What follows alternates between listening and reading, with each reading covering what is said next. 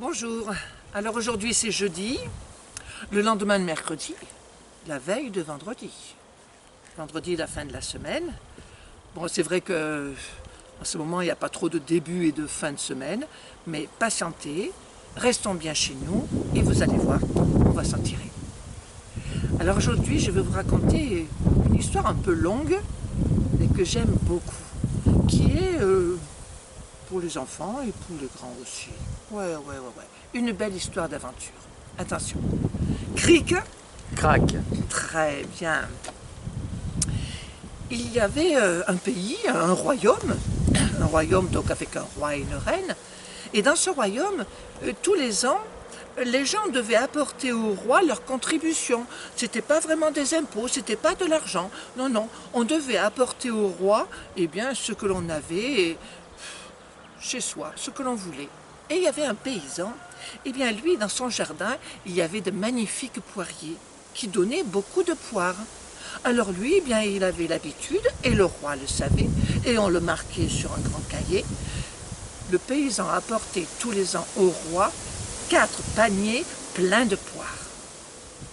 Cette année-là, quand ça a été le moment, le paysan est allé dans son jardin, il a ramassé 1, 2, il n'y avait pas beaucoup de poires, hein, attention, 3, mais le 4e panier, il n'arrivait pas à le remplir complètement.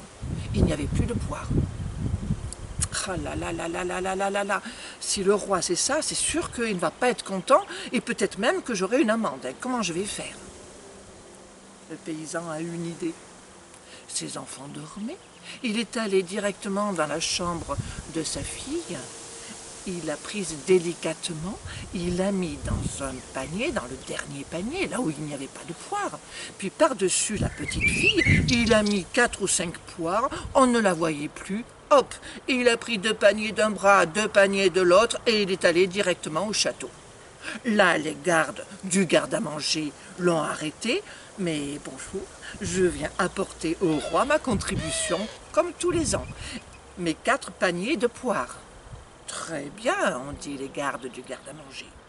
Ils ont pris leur gros livre et ils ont bien marqué que le paysan avait apporté, comme tous les ans, 4 paniers de poires. Puis le paysan est parti et les gardes du garde-à-manger ont mis dans le garde-manger bien fermé les 4 paniers. La nuit a continué et au petit matin, les gardes ont entendu... Et dis donc, on dirait que dans le garde-à-manger, là, ça craque un peu. Il faudrait pas qu'il y ait des rats. On dirait qu'on est en train de manger. Là, s'il y a des rats et qu'on ne s'en est pas rendu compte, on va vraiment se faire disputer par le roi. Il rentre dans le garde-à-manger, et là, qu'est-ce qu'il faut? La petite fille, qui était en train de manger des poires. C'était le matin, elle avait faim. Mais qu'est-ce que tu fais là, toi? Je sais pas du tout, elle a répondu. Je sais pas du tout ce que je fais là, parce que je suis sûre que je me suis bien endormie dans mon lit. Et je me suis réveillée là, au milieu des poires. Oh, moi c'est normal. J'ai faim, je mange. Ah bon? Et nous on t'a fait rentrer là, et on n'a même pas vu. Oh là. Et comment tu t'appelles? Moi je m'appelle Nicolette. Et si vous voulez, je peux faire ce que vous voulez. J'ai pas de problème, Mais surtout, je veux pas d'ennui. Bon. Nous non plus, on veut pas d'ennui, ils ont répondu les gardes. Alors écoute, Nicolette, tu m'as l'air dégourdie. On va t'emmener dans les cuisines du château. Et puis, voilà, tu auras du travail et chut, tu ne diras rien à personne. Très bien. Et c'est ainsi que Nicolette est arrivée dans les cuisines du château. Où elle a été très vite acceptée parce que c'était vraiment une petite fille dégourdie, gentille, qui n'arrêtait pas de s'amuser, de rire et qui travaillait bien. Aussi, bien vite, elle n'a plus été juste à éplucher les légumes. Non. Même que le chef cuisinier lui a dit, écoute Nicolette, je vois que tu es vraiment dégourdie, si tu veux, tu peux faire des plats. Et c'est ce qu'elle a fait, Nicolette. Il est arrivé un jour où le prince déjeunait avec ses parents, le roi et la reine. Oui, le prince a trouvé que c'était particulièrement bon Je ne sais pas ce que vous en pensez, père, mère, mais je trouve que vraiment ce plat est bien meilleur qu'avant. Si vous voulez bien, on pourrait peut-être aller remercier le chef cuisinier d'avoir fait autant de progrès. C'est vrai, a dit le roi, vraiment ce plat est bien meilleur qu'avant. Oh, mais je me régale, a dit la reine. Et le prince lui-même est allé aux cuisines et il a demandé à voir le chef cuisinier. Les gardes lui ont dit, c'est-à-dire qu'il n'y a plus tellement de chefs cuisiniers. Non, maintenant c'est une chef cuisinière. Ah bon? Est-ce que je pourrais la rencontrer pour la féliciter? Et c'est ainsi que Nicolette a été présentée au prince. Bon, il faut dire ce qui est, tout de suite ça a bien été entre eux. Tellement que le lendemain, le surlendemain et les jours suivants, le prince allait dans les cuisines, discuter avec Nicolette et même l'aider à éplucher les légumes. Oui, c'était devenu vraiment deux copains. Tout aurait pu bien aller. Non mais franchement, tout aurait pu bien aller. Eh bien non. Quand ça va si bien, il y a toujours des mauvaises langues. Il y a toujours des gens qui cherchent la petite bête. Des gens qui sont jaloux. Et qui se sont mis à dire que Nicolette saurait où se trouve le trésor du sorcier Paturon et que vraiment, peut-être même qu'elle pourrait aller le prendre sans le dire à personne. Vous savez, les choses qui se disent comme ça et qui ne sont pas vraies, eh bien souvent ça sort des cuisines, puis après ça va dans le village et après ça rentre dans les fenêtres du château. Le roi a entendu cette histoire-là et il a dit « Allez me chercher Nicolette ». Nicolette, on m'a dit que tu avais dit que tu savais où se trouvait le trésor du sorcier Paturon et que tu voudrais bien l'avoir. Je regrette, Paturette. Tu vas aller chercher ce trésor et tu ne reviendras au château que quand tu l'auras. Mais c'est pas vrai, roi, je ne sais même pas qui est ce sorcier Paturon. Je n'ai jamais entendu parler de trésor de quoi que ce soit. Ah non, non, non, non, pas à moi, hein, je regrette, Nicolette. Si c'est venu à mes oreilles, c'est que tu l'as dit. Tu quittes le palais et que je ne te revois plus avant que tu me ramènes le trésor du sorcier Paturon. Dès le lendemain matin, Nicolette est partie. Elle est sortie du château, elle a traversé le pont-levis et elle s'est retrouvée devant des grands prés, devant les bois, les forêts, au loin la rivière. Je ne savais plus trop où elle allait, qu'est-ce qu'elle faisait. Bon, elle s'est mise à marcher. Marche, marchera. Quand on marche, on fait du chemin. Elle en a fait du chemin, Nicolette. Elle est passée devant des pommiers, elle ne s'est pas arrêtée. Elle est passée devant des pêchers, elle ne s'est pas arrêtée. Enfin, le soir, elle a trouvé un poirier. Elle s'est arrêtée, elle est montée sur la plus haute branche du poirier et elle s'est endormie. Le lendemain, quand elle s'est réveillée, elle a regardé en bas de l'arbre et il y avait une vieille femme qui lui a dit « Qu'est-ce que tu fais là, petite fille ?»« Mais à quoi tu t'amuses du matin comme ça ?» Nicolette, elle est descendue et elle a tout expliqué à la vieille. Elle lui a dit « Il faut que je vous dise que moi, un jour, eh bien, je me suis endormie dans mon lit et je me suis retrouvée dans un panier de pois quand même, hein, dans le garde-manger du roi. Bon, les gardes ont été gentils et ils m'ont emmenée dans les cuisines où là, c'est vrai, ça m'a plu moi ce travail. Et puis je suis dégourdie. Alors je suis devenue très vite chef cuisinière. Et même je suis devenue l'amie du prince. Il y a des gens qui ont été jaloux. Et ils sont allés raconter que je saurais où se trouve le trésor du sorcier Paturon. Et maintenant, eh bien, le roi il m'a demandé que j'aille le chercher, ce trésor, et que je lui ramène. Et je n'avais même plus le droit d'aller au palais si je ne l'avais pas. Hein. Et moi, j'ai jamais entendu parler de sorcier Paturon. Dis donc, toi, tu dégourdis. Hein. Tu es un peu bavarde, mais tu es dégourdie. Je vais t'aider, elle dit la vieille. Et elle a donné à Nicolette 3 gerbes de blé, des bouquets de blé. Elle a donné 3 gros pains ronds de campagne et un pot rempli de beurre. Elle dit, allez, prends ça. Là, sur le bras, sur l'autre bras, sur ton ventre. Allez, puis tu files, ça peut toujours te rendre service. Prends la direction du nord. Peut-être bien que tu arriveras chez le sorcier Pâturon. Sans trop savoir, Nicolette est partie. Elle a marché un bon moment. Elle était en train de traverser un grand pré. Au milieu de ce grand pré, il y avait un four. Un four comme ça se faisait avant, pour cuire le pain des villages. C'est-à-dire carrément une petite maison avec une belle ouverture ronde. Et on mettait le pain sur une grande pelle en bois et hop, dans le four. Et bien là, juste à côté du four, il y avait 3 femmes qui devaient être des servantes. Ah, mais qu'est-ce qu'elles faisaient? Elles s'arrachaient les cheveux pour rentrer dans le four et le nettoyer. Mais arrêtez, arrêtez, a dit Nicolette, mais c'est n'importe quoi. Et vous vous faites mal.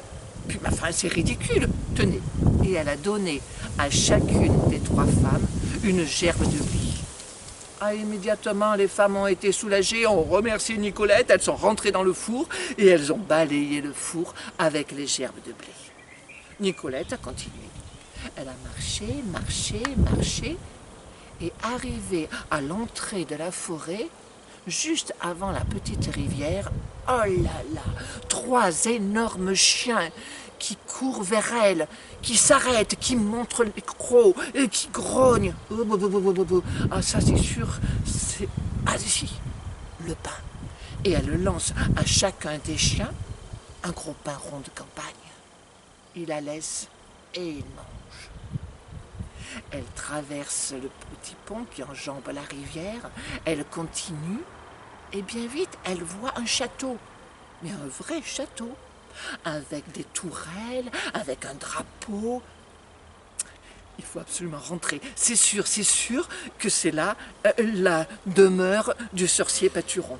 Elle fait le tour de la grille et elle tombe devant le portail. Oh, un vieux portail très très rouillé. Elle touche la poignée, elle tire, ça ne bouge pas. Oh ben non, trop rouillé. Elle prend de toutes ses forces la poignée et elle tire le portail et ça fait... Et il y a juste une petite ouverture. Oh non, ça va pas. Hein. Ah, mais qu'est-ce qui lui reste? Mais qu'est-ce qui lui reste? Le pot, avec à l'intérieur le beurre. Elle prend une belle poignée de beurre et elle va en mettre sur les gonds du portail. Elle va même en mettre sur la serrure. Elle pose son pot. Elle prend la poignée, elle tourne, elle tire, et le portail s'ouvre sans faire un bruit. La voilà maintenant qui rentre dans une cour ronde. Juste là, il y avait une tour ronde.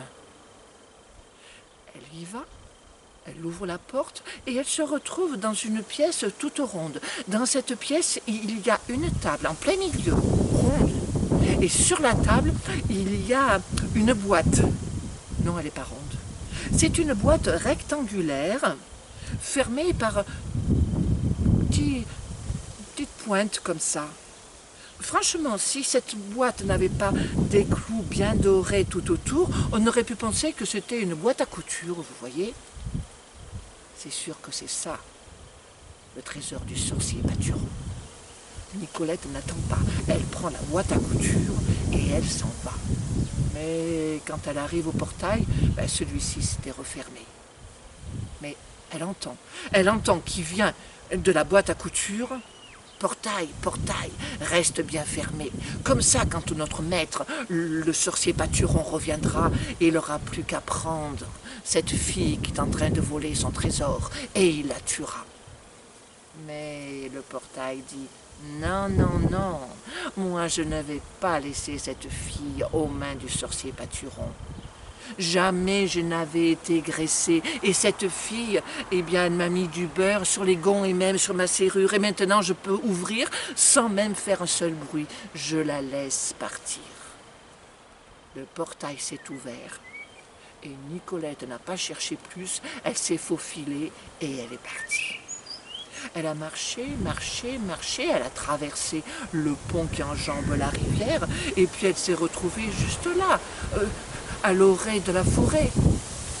Les chiens arrivent. Et de la boîte, on entend les chiens, sauter sur cette fille. Tuez-la, mangez-la, elle est en train de partir avec le trésor du sorcier Paturon. Ah, mais les chiens, ils répondent, mais certainement pas. Nous la reconnaissons, cette fille. Elle nous a donné à manger. Ça faisait au moins 20 ans que personne s'était occupé de nous. Et nous nous sommes régalés avec son bon pain de campagne. Nous la laissons passer. Et Nicolette a pu continuer son chemin. Elle a marché, marché, marché. Elle s'est dirigée vers le four à pain, vous vous souvenez? Et là, il y avait les 3 femmes qui étaient en train de finir leur travail.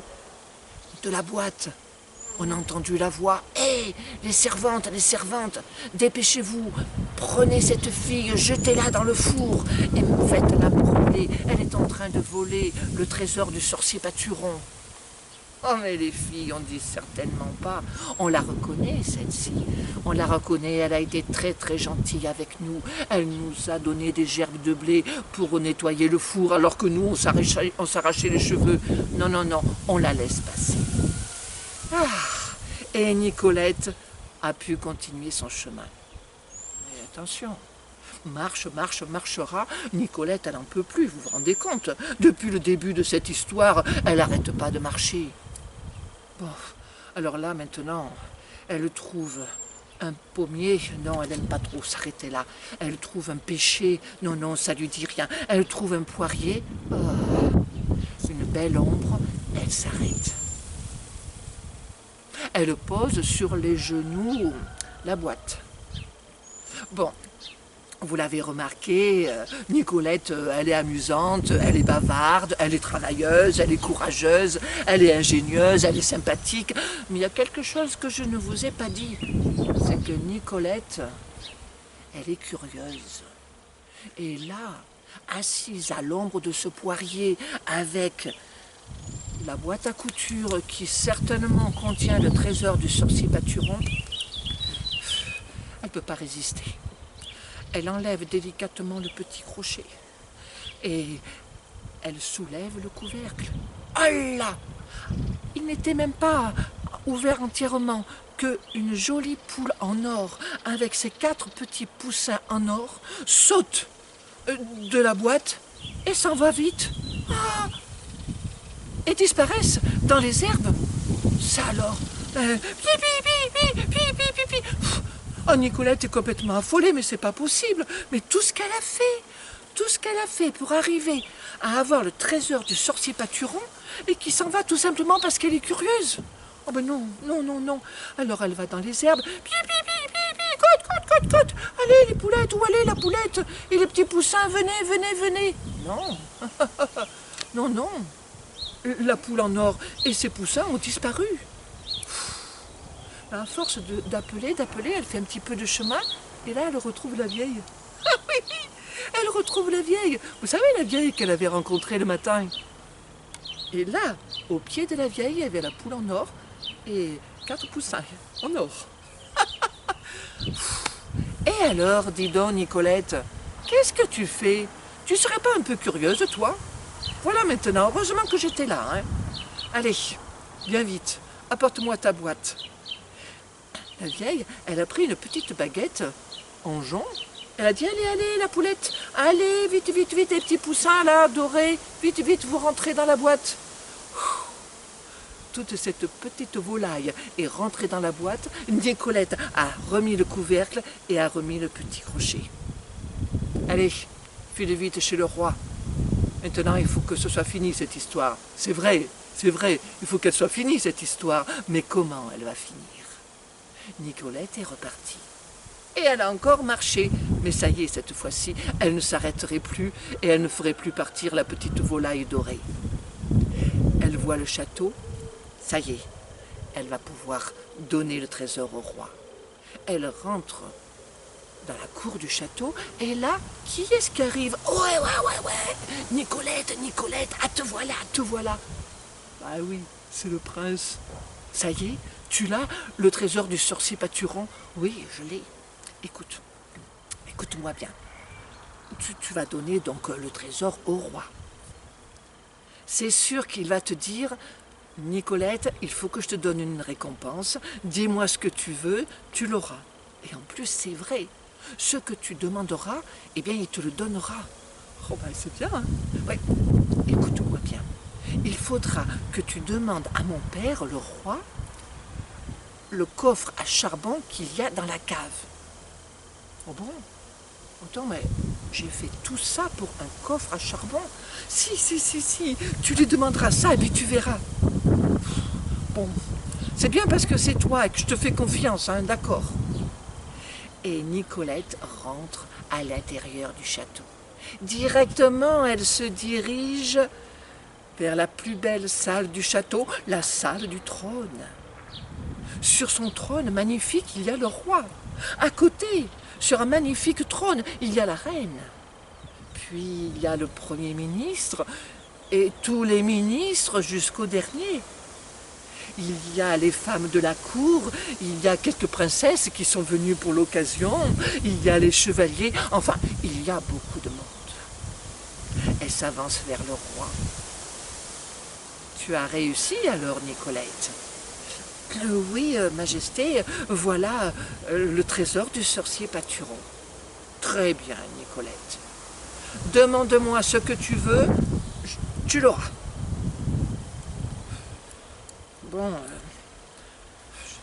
Bon, mais je vais demander... Bon, ben voilà, Majesté, je voudrais le coffre à charbon qu'il y a dans la cave. Ah bon? Là, il y a une princesse qui se met à rire un peu là, à dire un coffre à charbon, mais elle est folle. Le voyage l'a rendue folle. Moi, si on me demandait ça, je ne demanderais pas un coffre à charbon. Arrêtez, a dit le roi. Si Nicolette demande le coffre à charbon qu'il y a dans la cave, elle aura le coffre à charbon. Garde, allez chercher ce coffre. Et on est allé chercher le coffre. Et on l'a posé là, devant Nicolette. À peine le coffre était-il posé à terre que le couvercle a été soulevé par le prince. Mais oui, c'était le prince qui était à l'intérieur du coffre. Il était tout noir, plein de charbon. Ah oui, d'accord, a dit le roi. Je comprends tout. Bon, c'est certainement pas le mariage que j'aurais désiré en premier pour mon fils. Mais si c'est lui qui désire, eh bien j'accepte. Le prince est sorti de ce coffre et il est allé tout noir, tout sale vers Nicolette. Il lui a pris la main et il a dit « Tu as envie de te marier avec moi, Nicolette ?» Bah, bien sûr, elle n'avait envie que de ça. Ils étaient tellement amis que bien vite l'amour est arrivé. On a fait un très très beau mariage qui a duré 7 jours et 7 nuits. Non, j'y étais pas. Enfin, si, j'y étais en fait. J'y étais à ce mariage. J'étais sous la table. J'ai tout écouté, j'ai tout vu. J'ai entendu les gens qui chantaient, qui dansaient, qui riaient. J'ai vu Nicolette avec le prince qui s'embrassait. Personne ne m'avait vu. J'étais sous la table. Jusqu'au moment où un moustique a piqué mon genou. Bien sûr, hein, j'ai tapé. Tout le monde a entendu. J'ai bien été obligée de sortir de dessous la table. Et je suis venue là pour tout vous raconter. Et cric et crac. À demain.